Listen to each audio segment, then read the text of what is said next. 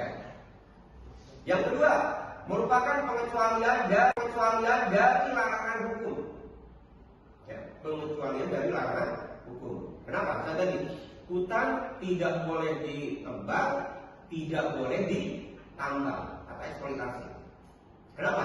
Karena tadi untuk menjaga ekosistem, untuk menjaga kaitannya dengan berbagai hayati yang ada di hutan tersebut. Karena kalau sudah banjir, kenapa longsor? Karena hutan tidak lagi terikat dengan tanaman yang kuat. Kenapa banjir? Karena hutan tidak lagi bisa menyerap air hujan. Itu yang kemudian dikatakan sebagai problem keseimbangan ekologi.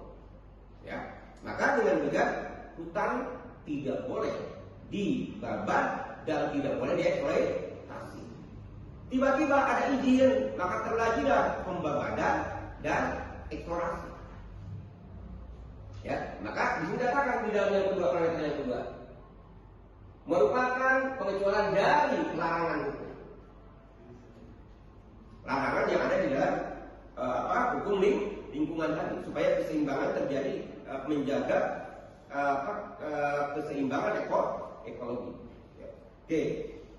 Yang ketiga, bersifat individual dan konkret. Pertanggungjawabannya pasti diarahkan kepada individual. Ketika pelanggaran pidana maka konkret akan diselesaikan di peradilan. Ketika problemnya perizinan maka diselesaikan di keputusan peradilan tata usaha negara. Maka dua, bersifat individual dan konkret. Yang keempat, bagaimana kalau perizinan ini bermasalah? Maka risikonya ada berapa? Pertama, bisa perizinan dicabut. Yang sekarang terjadi di Aceh dan di Medan, itu perizinan dicabut yang pertama. Yang kedua, perizinannya bisa dibatalkan. Ya. Yang ketiga, diperpanjang atau oleh pejabat yang berwenang. Jadi kalau tidak ada ekses dari pengelolaan hutan, maka boleh diperpanjang.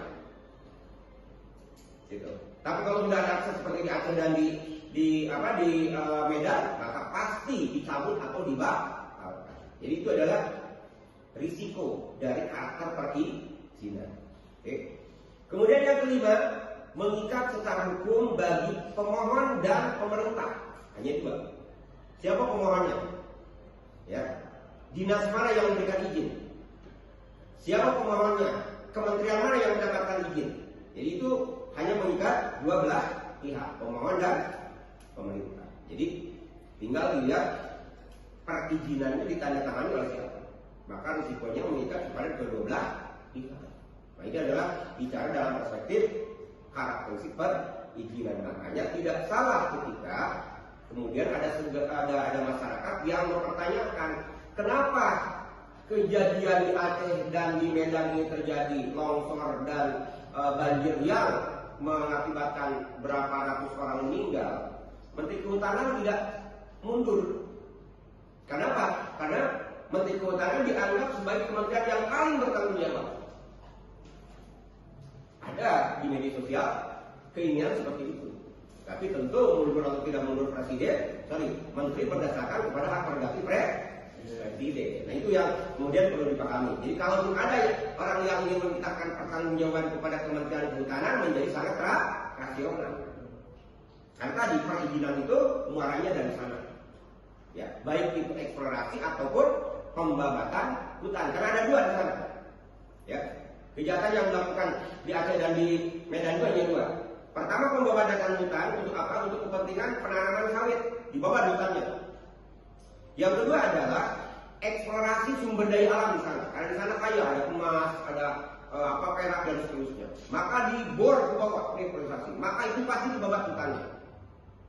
Ya, maka kalau sudah dibor eksplorasi dan digunduli hutan, pasti tidak terjaga lagi yang namanya ekosistem yang ada di hutan tersebut. Maka wajar ketika terjadi yang namanya banjir dan longsor. Nah itu adalah bicara dalam perspektif karakteristik perizinan. Selanjutnya fungsi perizinan. Maka ada 4. fungsi perizinan. Yang pertama adalah mengatur aktivitas masyarakat. Yang kedua, melindungi kepentingan umum dan ketertiban. Yang ketiga, memberi legalitas hukum atas sesuatu kegiatan. Dan terakhir, mendorong kepatuhan terhadap regulasi. Itu adalah fungsi perizinan. Oke, agak cepat kita. Karena kita bicara tentang perizinan, ada masalah nggak kira-kira? Atau ada pertanyaan untuk perizinan? Kita masuk ke rekomendasi. Sebelum ke rekomendasi, perizinan ada masalah nggak tadi? Kira-kira? Kaitan dengan kasus yang aktual baru sekarang, Aceh dan Medan. Ada masalah nggak kira-kira untuk perizinan? Silakan. Kalau tidak ada, kita masuk ke rekomendasi. Ya. Yang kedua adalah rekomendasi. Rekomendasi dalam konteks hukum negara adalah pendapat atau saran tertulis. Bentuknya rekomendasi adalah pertama pendapat atau saran tertulis. Pilih salah satu. Ya, itu adalah rekomendasi. Ya. Siapa yang akan membuat rekomendasi? Di sini katakan dari pejabat atau badan pemerintah. Jadi subjek hukumnya dua, pejabat dan badan pemerintah. Oke. Yang menjadi bahan pertimbangan bagi pihak lain. Rekomendasi hanya menjadi pertimbangan sekali lagi. Rekomendasi hanya menjadi pertimbangan. Artinya rekomendasi tidak menentukan. Contoh, Anda mau kuliah notaris, ya, karena yang aman itu bagi cewek sebetulnya pekerjaannya notaris. Kenapa? Karena notaris itu di rumah, ya. Kemudian, ya penghasilannya juga lumayan besar, ya. Biasanya notaris itu menengah ke atas. Kenapa saya tahu? Karena saya adalah Dewan Pemeriksa Notaris di Kabupaten Cianjur. Di Cianjur itu ada 200 kurang lebih notaris yang semua setiap 3 bulan satu kali itu harus diperiksa oleh saya. Jadi ada 5 Dewan Pengawas Notaris. Kalau di unsur ini ada 2, saya dengan Pak Bu Dr. Anita. Ya. Nah, terus kalian, notaris ini sebetulnya profesi yang menurut hemat saya adalah sangat feminin. Ya, kenapa? Karena dia dilaksanakan di rumah atau di kantor yang dekat rumah. Gitu. Jadi kalau bagi calon ibu-ibu sebetulnya lebih pas di notaris. Ya, pekerjaan hasilnya lumayan, ya, besar lah gitu, boleh dikatakan. Kemudian aktivitasnya tidak terlalu sulit. Ya, karena bisa dilakukan di rumah. Ketika kalian katakanlah sedang berkeluarga, maka pasti keluarga pun juga terjaga. Tidak harus mobile kemana-mana, maksudnya. Ya, karena saya tahu karena saya bergaul dengan notaris di Kabupaten Cianjur. Jadi, terus kalian kembali kepada materi tadi bahwa di sini katakan rekomendasi, ya, pendapat atau saran tertulis. Ya, jadi bentuknya adalah rekomendasi itu pendapat atau saran tertulis. Dikeluarkan oleh siapa? Pejabat atau badan pemerintahan yang menjadi bahan pertimbangan bagi pihak lain.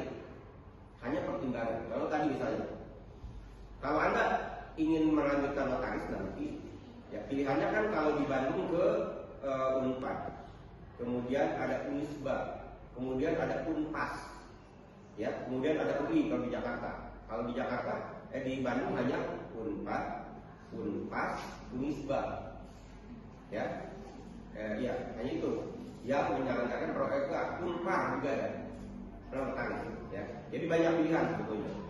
Nah, salah satu syarat adalah harus ada rekomendasi dari dosen pembimbing Anda yang bergelar doktor. Nah, biasanya saya diminta beberapa senior kalian yang sekarang sedang proses di notaris untuk membuat sebuah rekomendasi. Nah, ini adalah pengertian rekomendasi. rekomendasi yang kalau saya keluarkan adalah dalam rangka pertimbangan administrasi, tapi pertimbangan rekomendasi ini tidak sifatnya lengkap. Boleh kampus itu menerima atau boleh tidak, sekalipun ada rekomendasi. Jadi rekomendasi itu dalam apapun tidak mengikat. Misalnya bagi contoh, seseorang akan dinaikkan jabatan, ya. Contoh misalnya promosi dari camat ke kepala dinas. Maka ketika bupati akan menaikkan jabatan, pasti harus ada rekomendasi. Mudah diucapkan, tapi pengertian secara hukumnya seperti apa, termasuk juga dari pakar seperti apa, termasuk juga parameter daripada perizinan itu apa. Nah, ini akan kita bahas. Hari ini juga kita akan selesaikan karena ini hari terakhir ada rekomendasi, ya. Dan yang terakhir dari rekomendasi kita akan membahas tentang dispensasi. Jadi ada 3, ya. Ada dispensasi, rekomendasi, ada perizinan, ya. Baik, kita mulai diskusi dengan berdoa. Berdoa dimulai.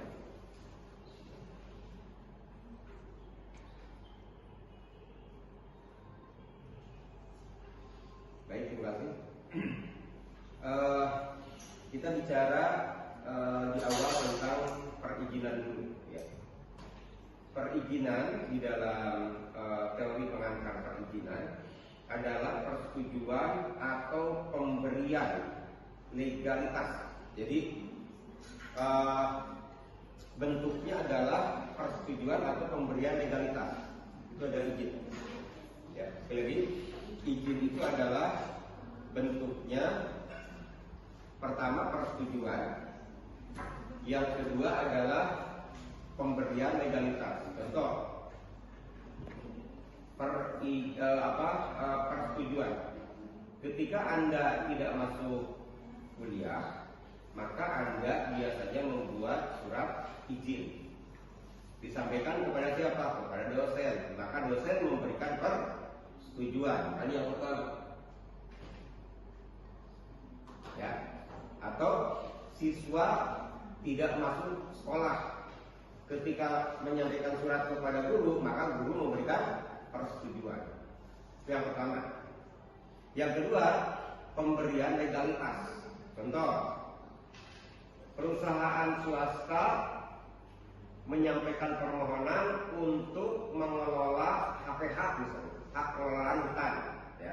Maka dibuatlah perizinan, ya.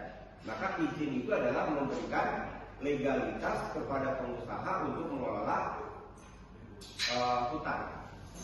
Itu adalah contoh perizinan kaitannya dengan pemberian legalitas. Jadi ada 2 kategori. Ada perizinan dalam perspektif perorangan, maka persetujuan. Kemudian kalau perizinan dalam perspektif perusahaan, maka ada pemberian legalitas. Gitu ya, ada 2 ya. Itu adalah bicara dalam perspektif persetujuan ataupun legalitas. Ya. Perizinan atau persetujuan atau pemberian legalitas dan pejabat atau badan pemerintahan. Subjek hukumnya 2. Pertama adalah pejabat atau, ya, badan pemerintahan. Karena kita bicara dengan dan atau. Dan itu apa dalam bahasa hukumnya?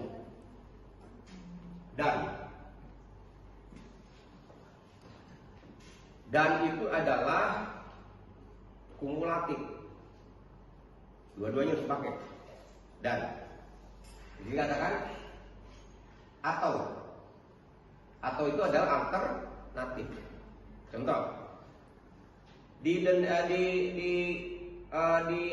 dihukum dengan hukuman badan dan denda.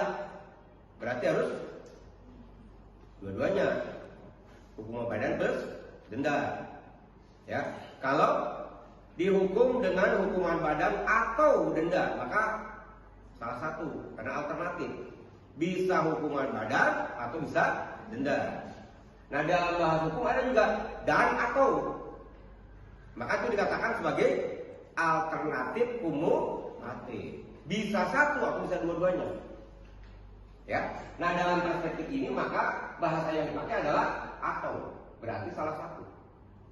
Bisa persetujuan, bisa pemberian legalitas. Kalau persetujuan kaitannya dengan personal. Tadi mahasiswa dia tidak masuk kuliah, bikin surat izin kepada siapa? Kepada dosen. Dosen mengizinkan berarti adalah memberikan persetujuan. Dosen memberikan persetujuan atas izin tersebut. Gitu. Nah, kalau bagaimana pemeriksaan legalitas? Misalnya pengusaha minta izin eksplorasi tentang tambang galian C, ya, maka itu ada pemberian izin legalitas. Seseorang boleh nambang galian C berdasarkan izin legalitas. Ya. Dari siapa? Pertama, subjeknya ada dua, pejabat atau badan pemerintahan. Pejabatnya contoh siapa? Dr. Wahyu, itu pejabatnya. Kemudian badan pemerintahan siapa? Badan pemerintahannya apa? Bupati Cianjur. Jadi subjek hukumnya ada dua. Pertama pejabatnya atau salah satu, bisa badan hukumnya atau badan pemerintahannya. Bisa Dr. Wahyunya atau bisa bupatinya. Gitu ya, itu subjek hukumnya. Ada dua. Kepada siapa? Subjek hukum penerimanya adalah yang pertama adalah seseorang. Ya. Atau dalam konteks perdata juga sama, red person. Ya. Atau badan hukum. Ya, PT SCP. Atau orang mengatakan apa? Natural person. Gitu, ya. Jadi ada dua. Subjek hukumnya dua. Subjek hukum pemberi izin ada pejabat atau badan pemerintahan. Subjek hukum penerima izin ada seseorang atau badan hukum. Jadi dua-dua, ya, dan izin itu. Kemudian kegiatannya apa? Untuk melaksanakan suatu kegiatan tertentu yang pada dasarnya dilarang. Contoh, kalian tidak masuk kuliah itu dilarang tidak? Dilarang, karena masuk waktu itu harus kuliah. Tiba-tiba kuliah, berarti ke kuliah itu sesuatu ya dilarang. Gitu. Yang kedua, izin penerbitan misalnya HPH, hak pengelolaan hutan. Hutan itu kira-kira bisa tidak eksploitasi, diambil emasnya, kemudian dibabat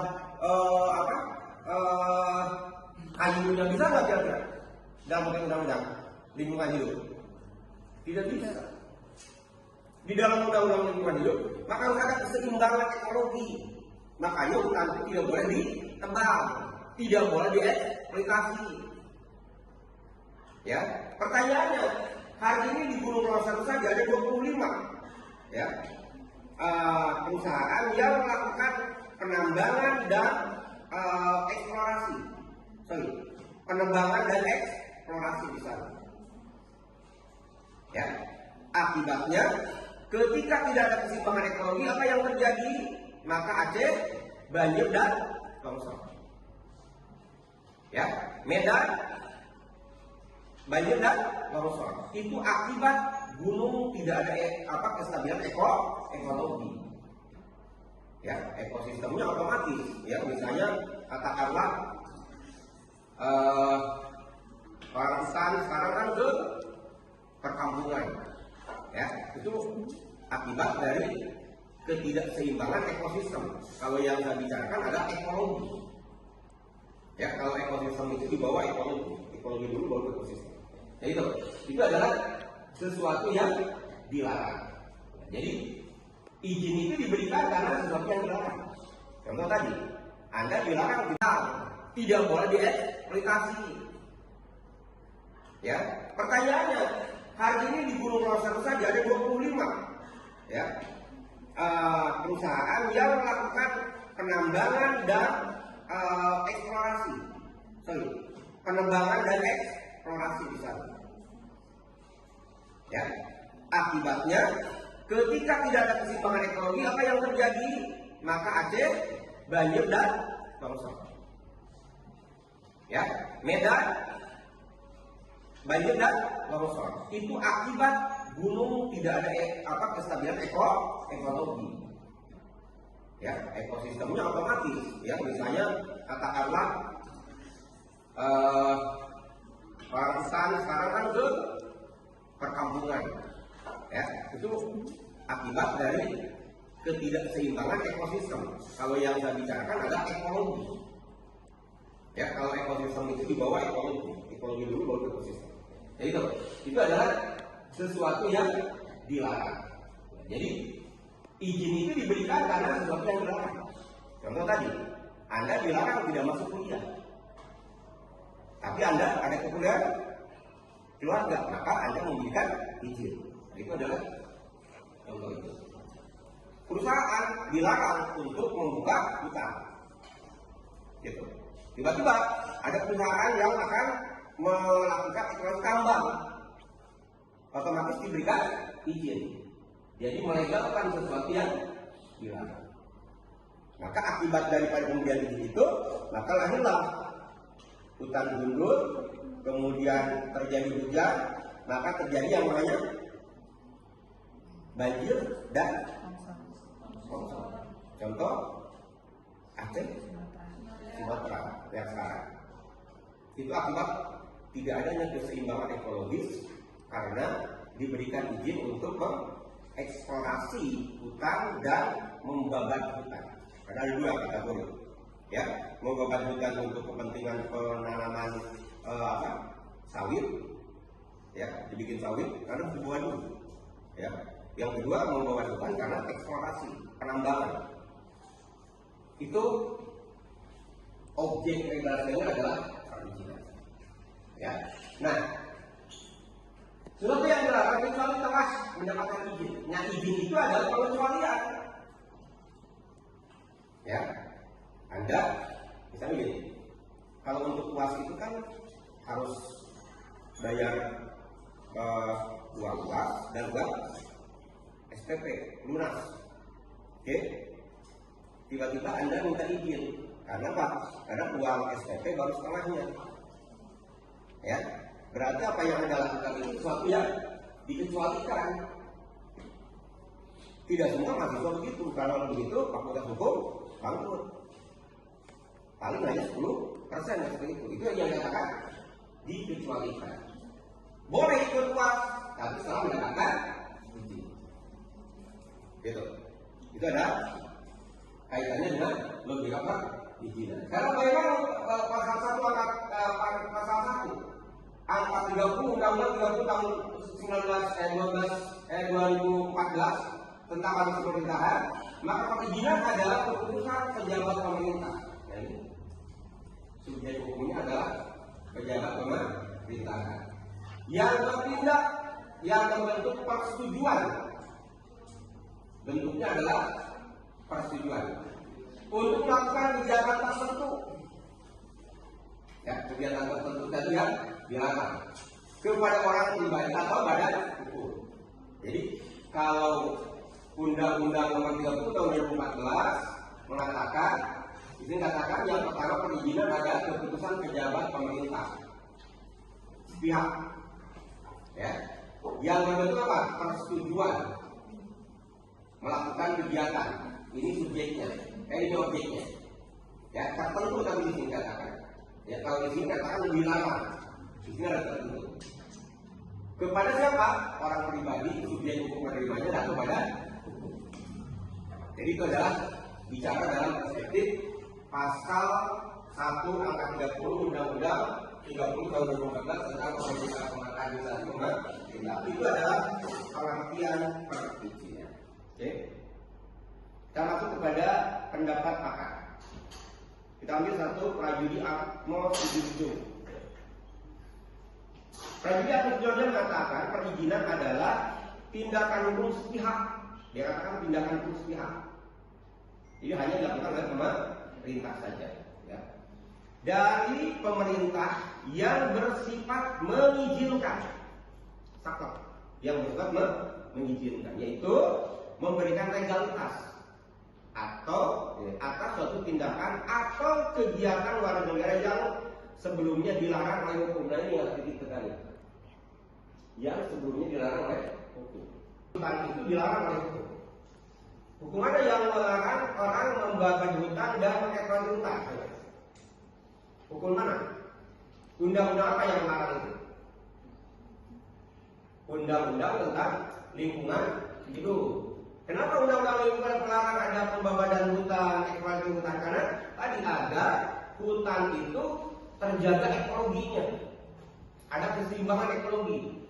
Kalau ada keseimbangan ekologi, maka tidak mungkin ada yang namanya banjir, tidak mungkin ada yang namanya ya seperti yang terjadi sekarang. Ya, kalau terjaga keseimbangannya. Di ada sekarang bisa banjir dan bisa terjadi longsor karena hutan di sekitar Aceh dan Medan itu tidak lagi terjaga keseimbangannya.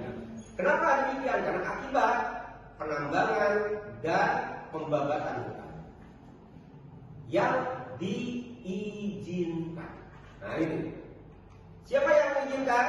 Maka kalau yang mengizinkan, kalau di pusat itu adalah presiden. Kemudian presiden menunjuk kepada menteri kehutanan.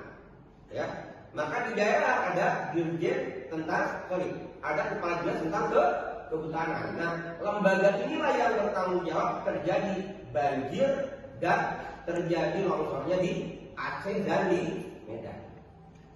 Kalau kita bicara dalam perspektif perizinan, karena tidak mungkin dari lembaga yang lain perizinan. Ya, karena itu yang bicara perspektif perizinan. Jadi kata Prof. Prajurit Atmo Sidirjo, ya, ini kegiatan warga negara yang sebelumnya dilarang oleh hukum. Sebelumnya tidak boleh menurut Undang-Undang Lingkungan Hidup adanya pembabatan hutan dan eksploitasi hutan. Begitu diizinkan terjadi pembabatan hutan secara masif karena ingin hutan dialihfungsikan menjadi tanaman sawit di bawah hutannya. Ya. Kemudian juga ada pengusaha yang ingin mengeksploitasi sumber daya alam yang ada di dalam hutan itu. Apa saja? Misalnya ada emas, ada nikel, maka dibabat juga, diambil sumber daya alam. Maka menjadikan sekali lagi di sana terjadi longsor dan banjir. Karena tanah tidak tertahan, air tidak terserap, maka airnya ke bawah. Nah ini bicara dalam perspektif kegiatan yang dilarang oleh hukum. Kata prajurit, kalau diizinkan maka boleh. Ya, itu ya bicara dalam perspektif perizinan. Ya. Kemudian kita masuk ke dalam sifat perizinan. Ini ada 3.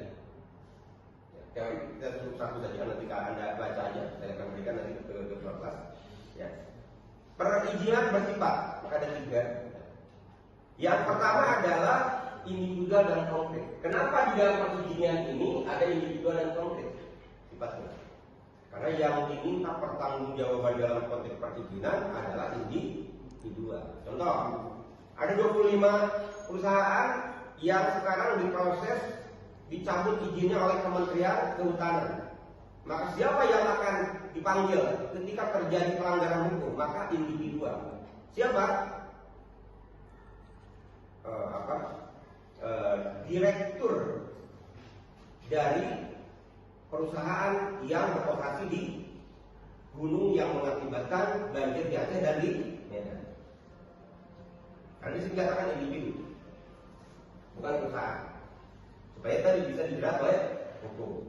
Kemudian yang kedua, perizinan bersifat adalah bersumber dari kewenangan atribusi delegasi. Kita lihat, kalau atribusi itu adalah kewenangan yang bersumber dari Undang-Undang 45. Siapa kalau kita bicara dalam konteks kasus Aceh dan Medan? Maka kewenangan atribusinya mulai dari presiden. Ya, presiden mendapatkan kewenangan untuk mengelola bumi, tanah, dan air luas oleh negara itu berdasarkan Undang-Undang 45. Kemudian presiden menurunkan kepada Menteri Kehutanan melalui kuasa apa? Delegasi. Nah, ini. Atribusi delegasi. Ya, dari atasan kepada bawah, dari presiden kepada Menteri Kehutanan. Dari Menteri Kehutanan delegasi lagi kepada Dirjen Pengelolaan Hutan. Oke. Dari Dirjen Pengelolaan Hutan didelegasikan lagi kepada Kepala Dinas Kehutanan, ya, provinsi, kabupaten, dan kota. Ini adalah dua kewenangan, atribusi dan delegasi. Jadi kalau Anda bertanya siapa yang bertanggung jawab di kasus Aceh dan Medan ini, adalah dari Presiden, Menteri Kehutanan, kemudian Dirjen Pengelolaan Hutan, kemudian ada Kepala Dinas Kehutanan tingkat provinsi, Kepala Dinas tingkat kabupaten. Nah, semua berkaitan dengan itu. Itu yang dikatakan sebagai pertanggungjawaban. Dan itu semua sekali lagi didasari oleh kewenangan, atribusi, dan delegasi. Oke.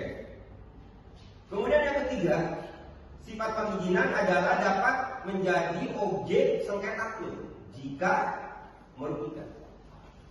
Ya, kenapa? Karena perizinan ini bentuknya adalah keputusan tata usaha negara. Jadi kalau merugikan berarti pasti ke peradilan tata usaha negara. Jadi itu adalah tiga sifat perizinan. Karakter perizinan.